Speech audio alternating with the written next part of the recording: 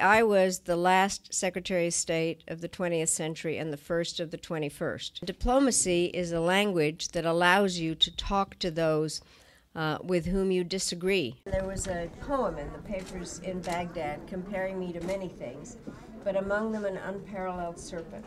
So I had this snake pin, and I decided to wear it whenever we talked about Iraq. And then what happened, the ambassadors go out and meet a horde of press like this, and all of a sudden a camera zeroes in and sees me with the snake pin, says, "Why are you wearing that snake pin?" And I said, "Because Saddam Hussein compared me to an unparalleled serpent."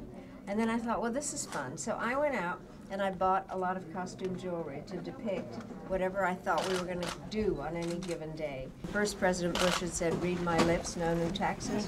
So I said, "Read my pins." And that's how the whole thing started. It really has, I think, served a number of purposes, which is to really try to make foreign policy less foreign and have people understand some of the things that public officials do and the kind of relationships that develop through diplomacy. Believe it or not, my approach actually was pretty subtle. And it took a while when you're sitting with somebody to have a discussion and maybe have them look at the pins and try to figure out what you're saying.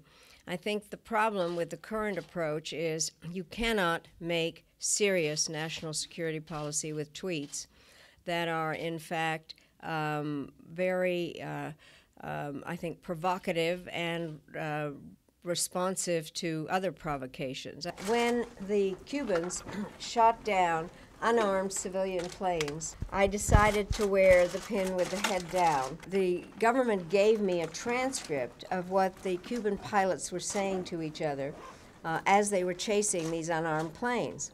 And everything was in English except one word, cojones. And all of a sudden, 60,000 Cuban Americans stand up, starting yelling, "Cuba Libre, Madam Cojones." And so to this day, when I'm in Miami, I'm Madam Cojones.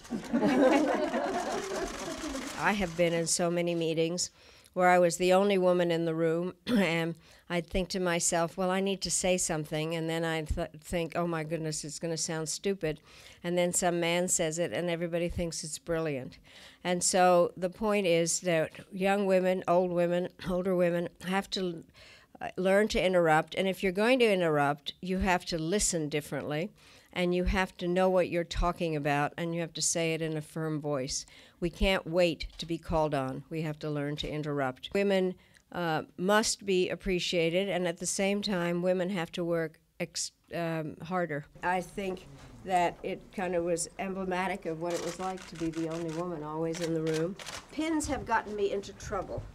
During the 50th anniversary of NATO, we were sitting in the green room, and I don't know which one of us started this "hear no evil, see no evil" monkeys. President Putin turns to President Clinton and says, "We always notice what pin Secretary Albright wears. Why are you wearing those monkeys?" And I actually said, "Because I think your policies in Chechnya are evil." And Putin got mad at me, furious. So this was not one of my best discretion in terms of how to send messages with pins. We did a lot of cultural diplomacy through pins. And so when we were doing that, I wore, we had gone to Mexico, to Yucatan, to talk about Mexican culture. Then we came to the United States. We're in New Mexico, and so Native American jewelry was something that I wore then. So. Well, I really would like to thank the LBJ Library for hosting this collection and for being the venue for the last time this show is on the road.